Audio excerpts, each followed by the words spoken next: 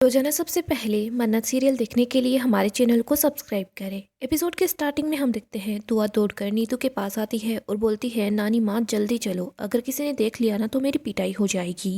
नीतू बोलती है कि बेटा ऐसे नहीं बोलते, कोई भी नहीं देखेगा और बाबा जी है ना वो सब ठीक कर देंगे। आगे हम बंटी को देखते हैं, वो स्वीट्स बनाने की कोशिश करता है। बोल रहा होता है कि यार मुझसे तो कुछ बन ही नहीं रहा, मैं क्या करूँ। मन्नत बंटी के पास आती है। वो बोलती है कि बंटी क्या हो गया, अकेले क्यों कर रहे हो, मैं दुआ को बुला देती हूँ, वो तुम्हारी हेल्प करवा देगी। बंटी बोलता है कि नहीं, मैं है ना सब संभाल लूँगा। मन्नत बोलती है कि बंटी हेल्प मांगने में कोई शर्म नहीं होनी चाहिए, हेल्प चाहिए तो चाहिए, मैं अभी दुआ को बुलाती हूँ। मन्नत दुआ को आवाज़ लगाती है।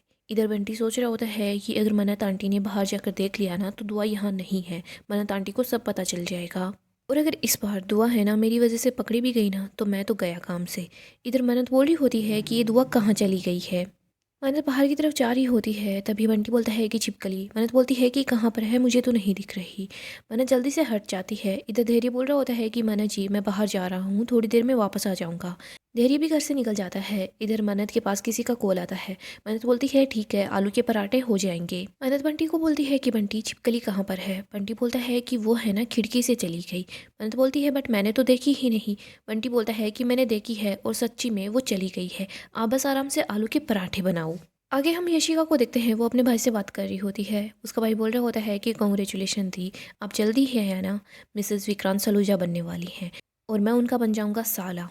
यशिका गुस्सा कर रही होती है कि क्या कॉन्ग्रेचुलेशन बोल रहे हो तुम मुझे। इधर उसका भाई बोलता है कि दी आप विक्रांत सलूजा को प्रपोज करने वाली थी ना, आपने उसको प्रपोज कर दिया होगा ना, और आई एम श्योर उसने है ना आपको हाँ ही बोला होगा। यशिका बोलती है कि अगर इतना आसान होता ना तो कितना अच्छा हो जाता, सारा का सारा प्लान है ना बर्बाद हो गया। उसका भाई बोलता है लेकिन दी हो क्या गया है ये तो बता दो। दी मुझे कुछ समझ नहीं आ रहा। यशिका बोलती है मुझे खुद को कुछ समझ आएगा ना तो मैं तुझे कुछ समझाऊंगी।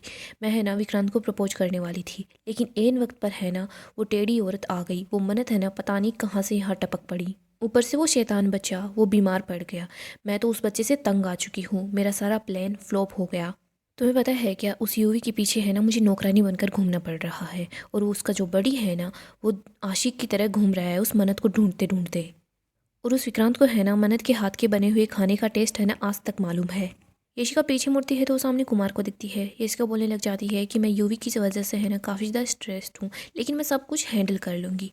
यशिका कुमार को बोलती है कि हाँ कुमार। कुमार बोलता है कि मैं तो विक्रांत सर को ढूंढ रहा था। यशिका बोलती है कि तुम्हें यहाँ दिख रहे हैं क्या। कुमार बोलता है नहीं। यशिका बोलती है तो फिर अंदर जाओ और वहाँ ढूंढो।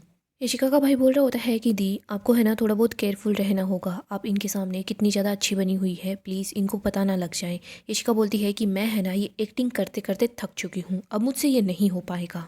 अब मुझे है ना जल्दी से जल्दी विक्रांत सलूजा की ज़िंदगी का है ना हिस्सा बनना है। ये जो मैं एक्टिंग कर रही हूँ ना ये मुझे अपनी रियल लाइफ में चाहिए सब कुछ।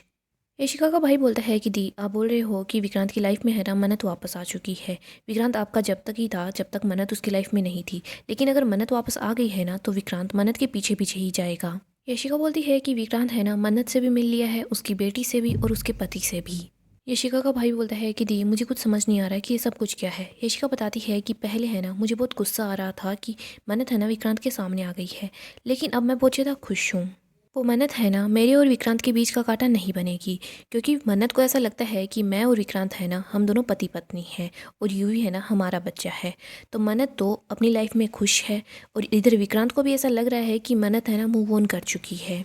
अब बस जल्दी से है ना ये यूवी ठीक हो जाए ताकि हम लोग जल्दी से मुंबई वापस आ जाएं, सब कुछ ठीक हो जाएगा। आगे हम बंटी को देखते हैं, वो सोच रहा होता है कि मुझसे इतना ही काम होगा, मैं चला जाता हूँ।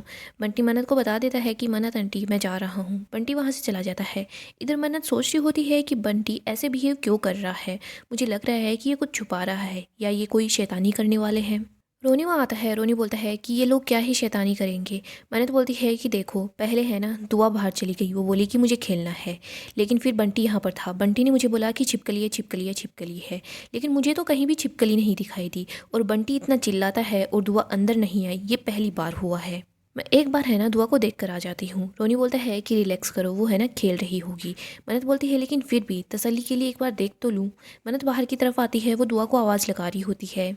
आगे हम विक्रांत और यूवी को देखते हैं। यूवी बोलता है कि मुझे है ना ये बोरिंग खाना बिल्कुल भी पसंद नहीं है, लेकिन ये खिचड़ी है ना ये सबसे ज़्यादा अच्छी है, मैंने आज तक इतनी अच्छी खिचड़ी नहीं खाई। विक्रांत बोलता है क्योंकि ये माँ के हाथ का खाना है।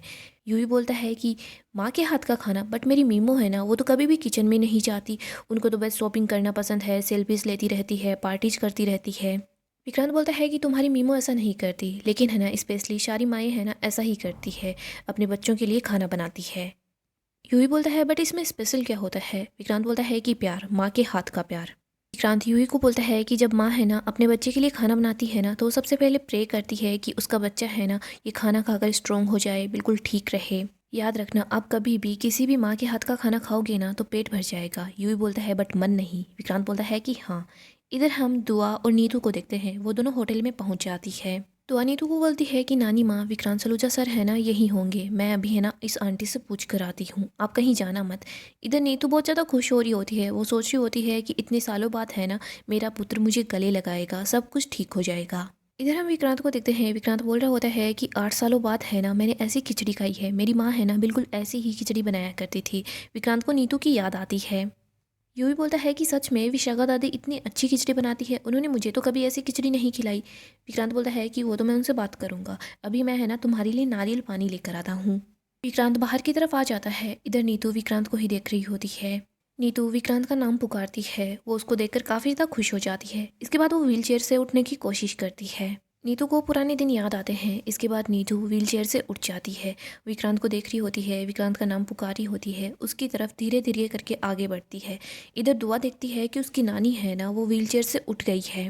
दुआ दौड़कर नीतू के पास आती है, वो बोलती है कि नानी माँ प्लीज़ आप उस पर वापस बैठ जाओ ना, व्हीलचेयर पर बैठ जाओ। दुआ दौड़कर व्हीलचेयर लेकर आ रही होती है। इधर हम विक्रांत को देखते हैं, विक्रांत को भी ऐसा लगता है कि नीतू आसपास ही है। नीतू धीरे धीरे करके विक्रांत की तरफ बढ़ रही होती है। नीतू विक्रांत के पीछे की तरफ ही होती है, वो आ रही होती है। इधर विक्रांत पीछे मुड़कर देखने वाला होता है, लेकिन तभी यहाँ पर कुमार आ जाता है। कुमार बता रहा होता है कि सर आरजू मैम ने है ना फोटो शूट की कुछ पिक्चर्स यहाँ पर भेजी है। विक्रांत का ध्यान कुमार की बातों में होता है। इधर हम देखते हैं विक्रांत को भी नीतू की बहुत याद आती है। वो पुराने दिनों को याद करता है कि सब लोग कितने ज़्यादा खुश थे। विक्रांत बोल रहा होता है कि माँ। इधर हम नीतू को देखते हैं, वो विक्रांत की तरफ ही आ रही होती है, वो बोल रही होती है कि मेरा पुत्र, मेरा विक्रांत। इधर दुआ व्हीलचेयर को ला रही होती है, वो बोल रही होती है कि नानी माँ प्लीज़ रुक जाओ ना। नीतू धीरे धीरे आगे बढ़ती है, वो बोल रही होती है कि मेरा पुत्र मुझे बुला रहा है। नीतू बस विक्रांत को ही देख रही होती है, वो ये नहीं देखती कि उसके सामने सीढ़ियाँ हैं। नीतू का पैर फिसल जाता है, वो गिरने वाली होती है, लेकिन तभी यहाँ पर कोई आता है और उसको बचा लेता है। नीतू बोल रही होती है कि मेरा पुत्र विक्रांत। इधर दुआ ये देखकर काफ़ी हैरान हो जाती है कि उसकी नानी गिरने वाली थी। इधर नीतू देखती है कि उसके सामने विक्रांत नहीं है, यहाँ पर तो धैर्य है।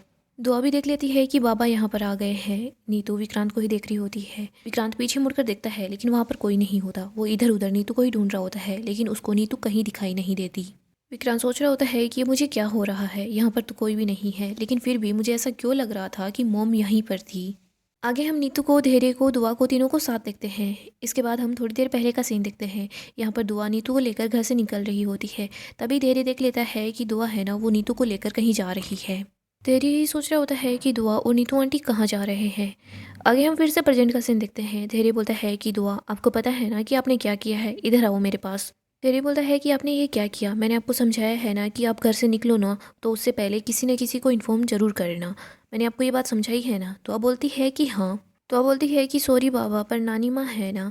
धैर्य बोलता है कि हाँ नानी माँ को देखो ना, उनको सपोर्ट की ज़रूरत है, वो व्हील चेयर पर बैठी है, अगर उनको कुछ हो जाता तो।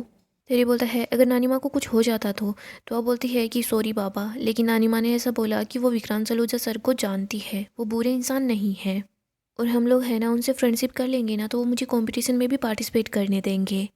नीतू इधर उधर विक्रांत को ही देख रही होती है। इधर धैर्य अपनी टीम के एक मेंबर को वहाँ पर बुलाता है। वो बोल रहा होता है कि आप दुआ को लेकर घर चले जाओ। तो आप बोलती है कि बाबा आप मुझसे गुस्सा हो क्या।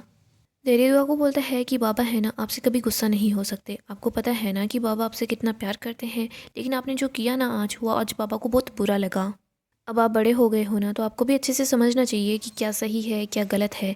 अब आप घर जाओ, हम घर आकर बाद में बात करेंगे।